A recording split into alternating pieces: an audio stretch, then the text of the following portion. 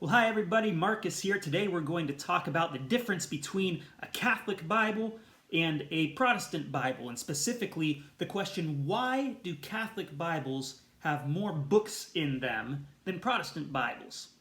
So if you hadn't noticed before, in Catholic Bibles there are 7 books that don't appear in Protestant Bibles. Those books are 1st and 2nd Maccabees, Judith, Tobit, Baruch, Sirach, also known as the Wisdom of Ben Sira, the Book of Wisdom, and then it has some additions to the books of Esther and Daniel.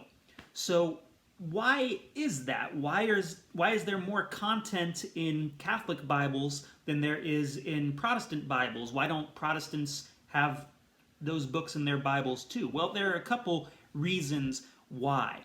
So Protestants, following after Martin Luther, have rejected those 7 extra books that were in the Catholic Bible. But why did they do that? What happened during the Reformation to make that happen? So to understand that, we have to go back in time a ways. Back before the time of Christ, a couple hundred years before the time of Christ, and there was an effort to translate the Hebrew or Aramaic scriptures into Greek, which a lot of people were speaking. So according to legend, there were 70 different scholars who each set out, isolated from one another, to translate the Hebrew text into Greek.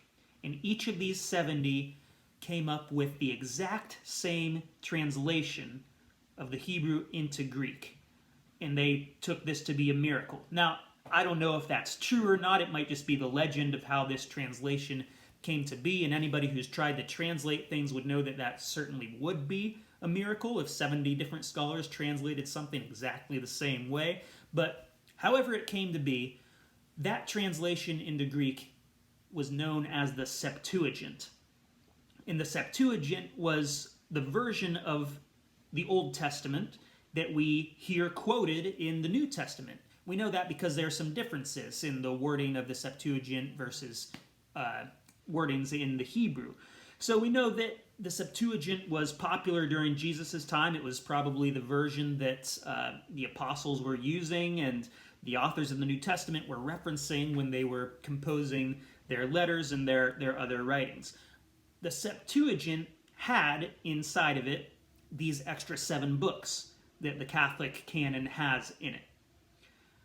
But around the year 90 AD or CE, there was an effort within Judaism to have an established canon that is an official list of books that they would use as their scripture. Because during Jesus' time, it wasn't decided on. The Sadducees, for example, only took the first 5 books, the Torah or the Pentateuch, as authoritative, whereas the Pharisees had a whole long list that includes what's in our Bibles today, maybe even some extra books here and there. So different parts of Judaism had different parts of the Bible that they would accept as authoritative.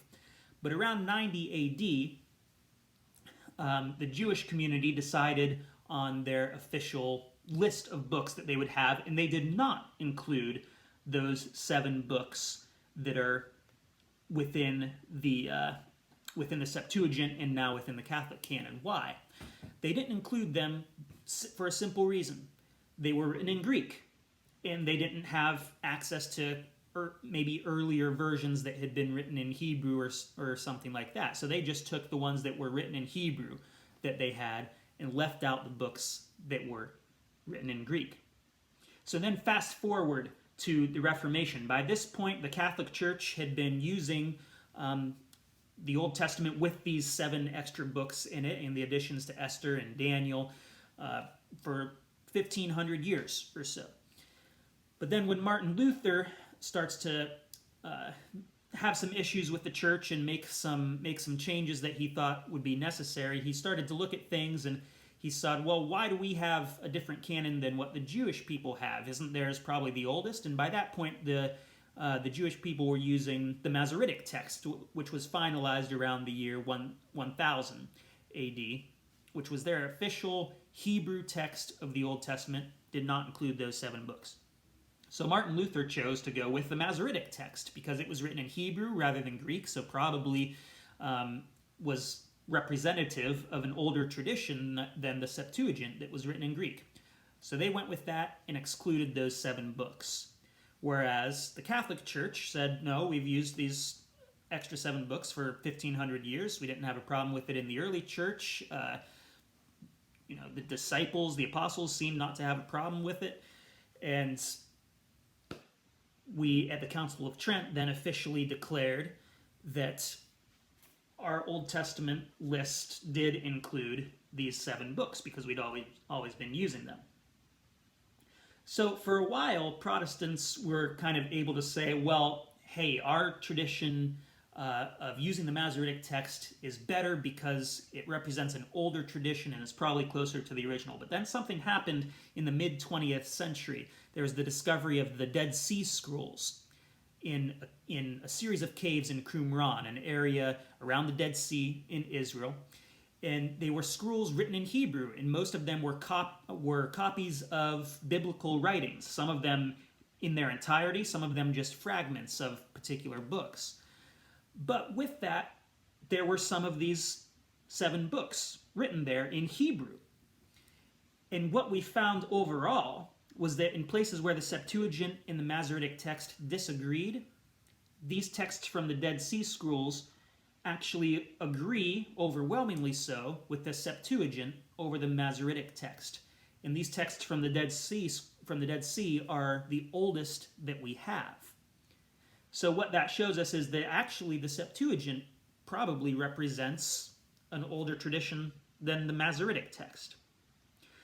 So really, when you ask the question of why are there more books in the Catholic Bible than there are in the Protestant Bible, it's relatively complicated, but really it comes down to, at the time that the Jewish people officially decided on their canon, these 7 books were only written in Greek, not in Hebrew.